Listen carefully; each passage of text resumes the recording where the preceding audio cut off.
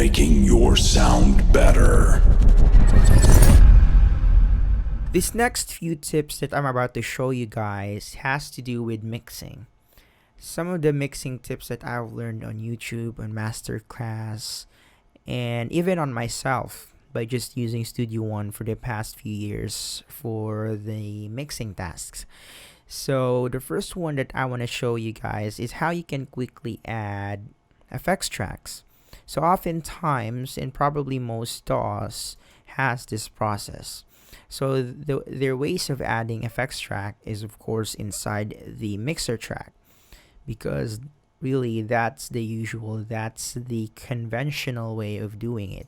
Wrote So it right down now and read it out, we hoping it would have save a me. dry track right here, dry vocal track, right? So let's just pretend that this one's already been processed, right? We already have all the dynamic processing plugins that we need here on the insert. So let's add an effects track. Add effects channel and just route it there. Add the reverb or any other time-based effects plugin. In this case, I'll have my lexicon plate.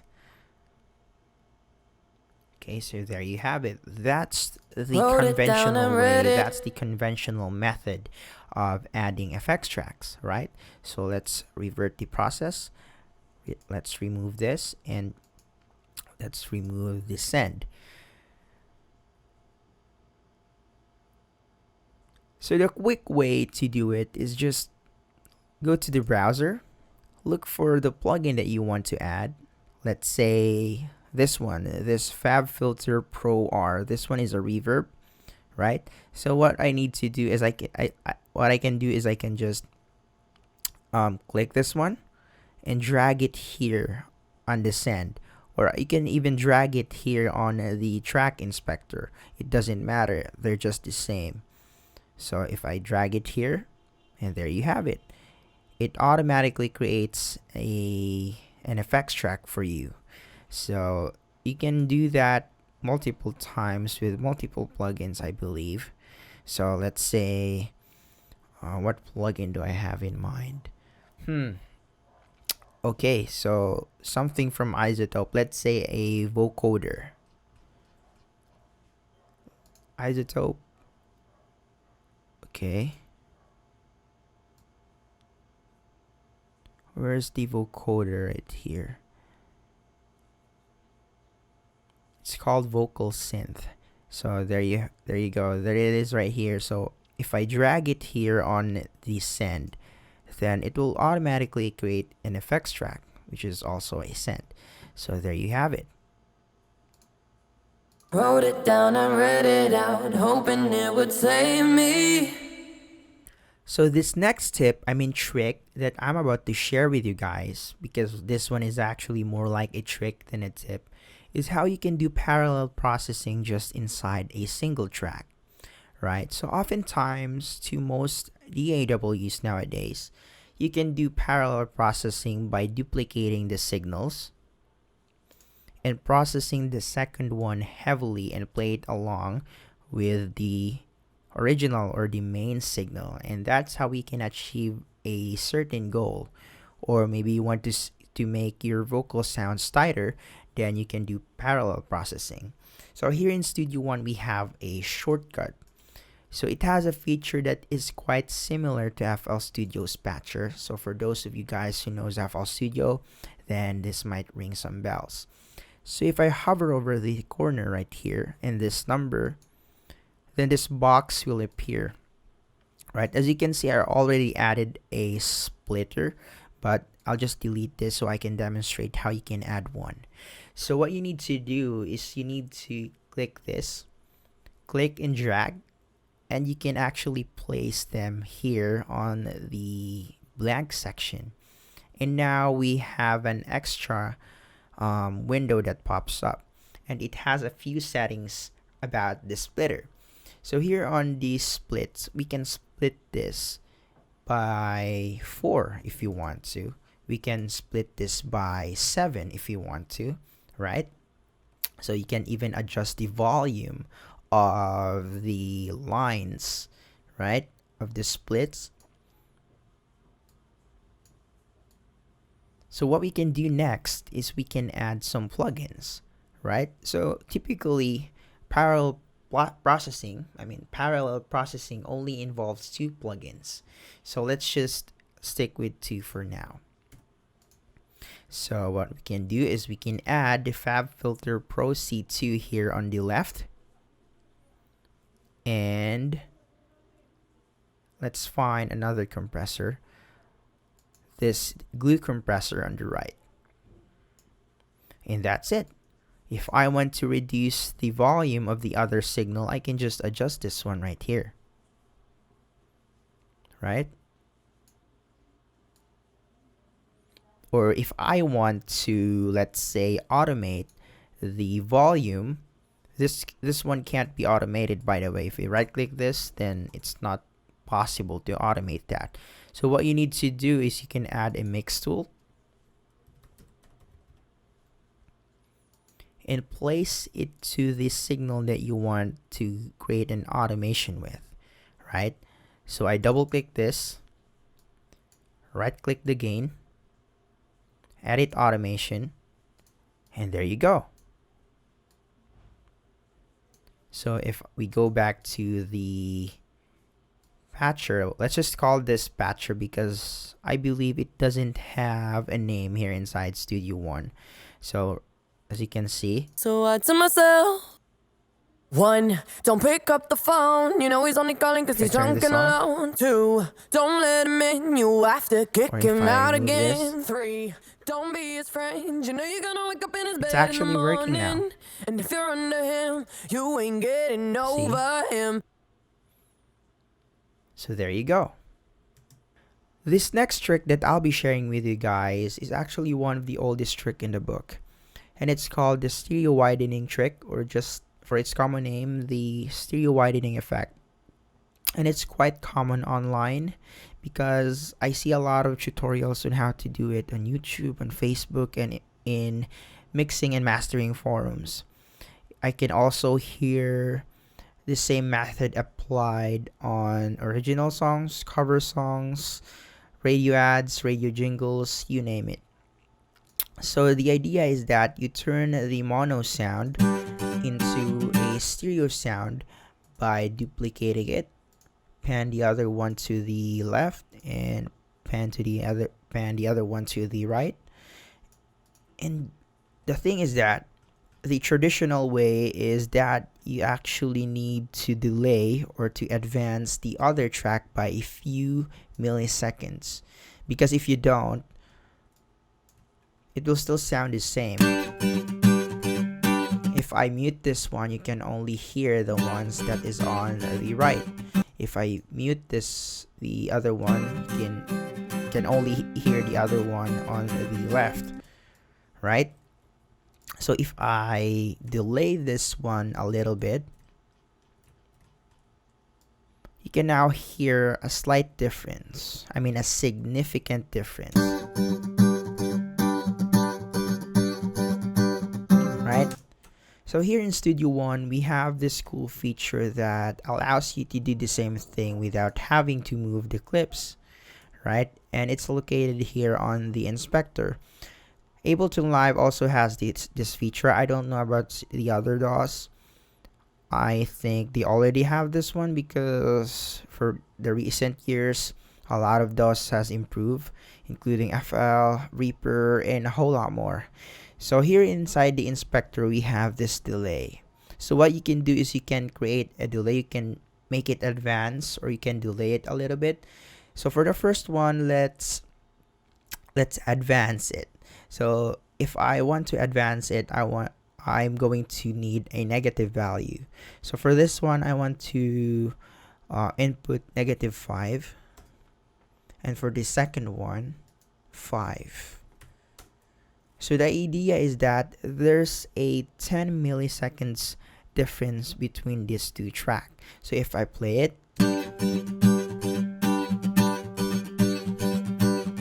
you can hear the effect. I I can make it even more wider by spreading the delay even more further. So instead of 5, I'm going to turn it to 10. Instead of -5, I'm going to turn it to -10. And this is the outcome.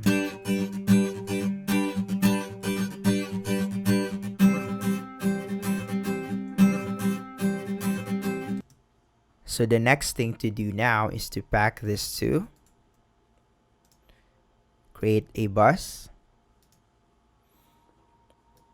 And you can now consider this track as one. You can edit this, apply effects independently.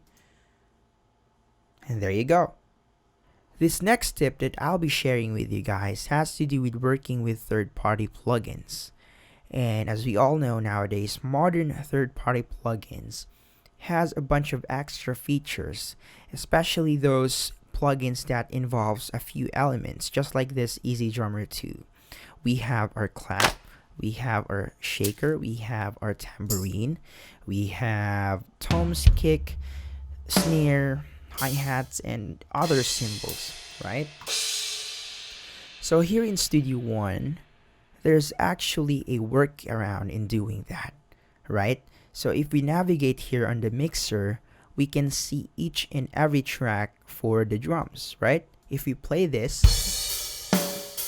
you can actually see that we have some mono tracks and we have some stereo tracks. And stereo tracks actually involves those tracks that needs 2 inputs. We need 2 or more inputs rather. So these toms, we have the tom 1, tom 2, and the floor tom. So you actually need 3 microphones for this. And for the overheads and for the cymbals, you need 2 microphones, 2 small diaphragm microphones. So you need to place them on the left and on the right. That's why it has 2 strips here, as you can see. Same goes with the reverb, but this reverb right here was emulated inside the room, right? What they did is they created a reverb emulation by placing a certain type of microphone on each corner, because as far as I know, Easy Drummer was created inside a huge studio. I forgot what studio it is, but it's a big studio. And they did whatever it is that they can do in order for them to create a good sounding plugin. And I think they're successful in that. So let's go back. So what we can do here in Studio One is that we can navigate here on the mix window, go to instruments. Right here you can see Easy Drummer, right? So if you expand this, you can see all of this multi-channel outputs right here. See that? So what I can do is I can click this inside Easy Drummer 2 and select the multi-channel feature. And now you can see that this one, the kick, is routed in channel 1. Same goes with the kick out. And the snare top is routed in channel 2. So if I activate all of this, oops,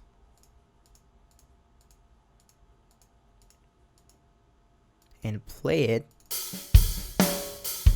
you can see that this plugin right here, Easy Drummer, actually distributes each and every track on Studio One, right? So we can now process them individually. We can now solo them, right? Just inside Studio One, as if we were mixing a real drummer that plays the real drums. So what we can do is we can add plugins, go to effects. Maybe you want to add an EQ a compressor inside the insert of the kick, and you can adjust it, and you can do whatever it is that you want to do. So my last tip in this series for you guys is how you can use reference tracks in your session. As we all know, reference tracks are some of the most useful tools when it comes to achieving a good sounding mix. Even the best mixers still uses reference tracks. If you're using headphones, I suggest you use reference tracks no matter what. Don't just rely on your hearing and on your talent. Have something to reference on. Use different headphones. Try some different playback devices to play your sounds to in order for you to achieve a good mix. Don't just play it on a high quality monitor or high quality headphones. Try to play it also on consumer level headphones. You can also play it on Apple headphones, Samsung headphones, or whatever it is that you have access to. It will significantly rocket boost your mix. Trust me.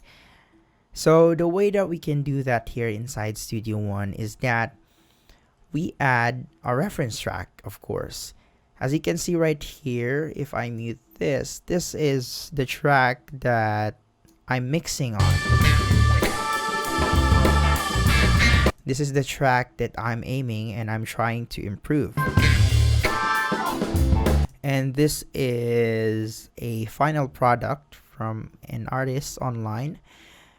And I created this one. I used this one as my reference track.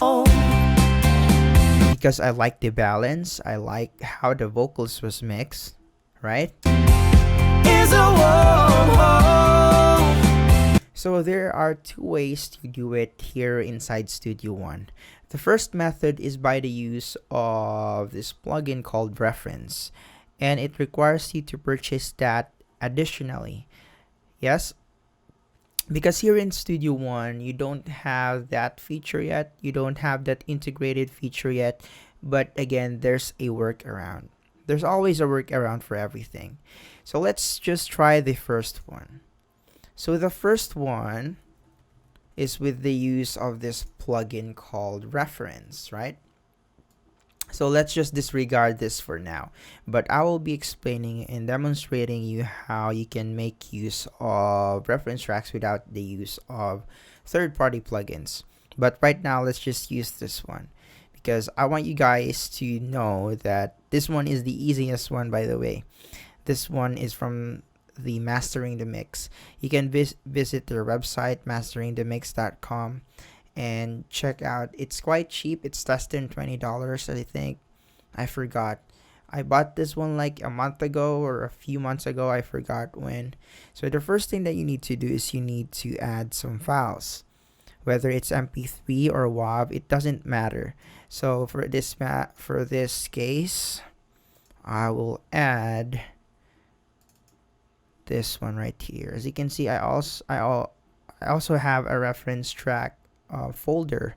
So as you can see, also I do have some of my favorite mixes here, right?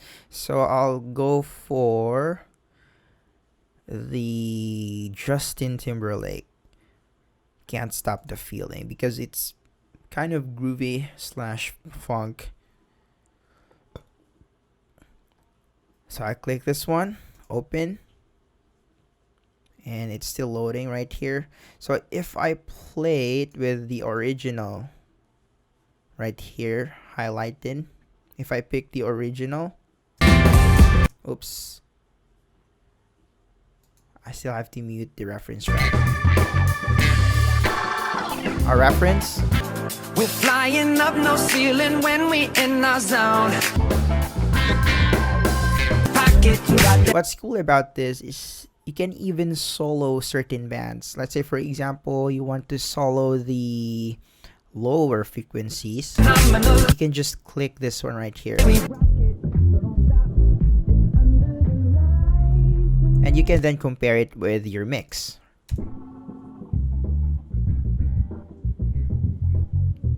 Same goes with the high frequencies. If I click this again, it will deactivate. If I go to my reference track, so yeah, that's how you make an adjustment. That's why reference tracks are really, really useful, and they contribute a lot on my mix. And I don't know about you, but I would highly suggest that you use it too. Okay, so let's go with the without using the third-party plugin. So here in Studio One, we don't have an integrated feature for reference track, but again, there's a workaround. So this is the track that I'm working on. This is the track that we're mixing right at the moment. So what we need to do is we need to create a bus for all of them, right? So just highlight all of them, right click, back them to folders, and add bus for the channel. So this is where we put our mastering chain, right? So this, because this one will serve as our master channel. So instead of this right here, this main channel, this one is supposed to be our master channel, but since we're using reference tracks and we don't have an integrated feature yet, this is our workaround by creating a pre-master channel. So basically, this is where all of our mastering chain will go as for now, since we have this reference track, because the idea is that we need to do this in order to play them separately without the effects. Because if I start to put effects on the master channel, then the reference track will also get affected by the effect that I will put on the insert in the master channel.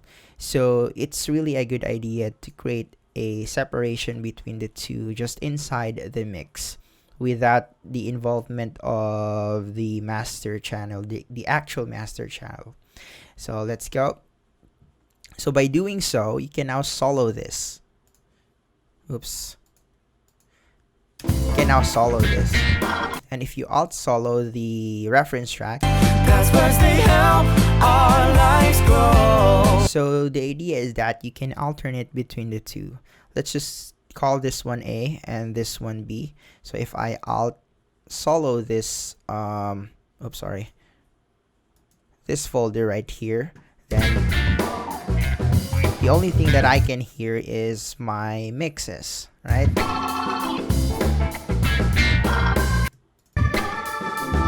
Again, if I alt solo this one or my reference track, and I can now only hear my reference song.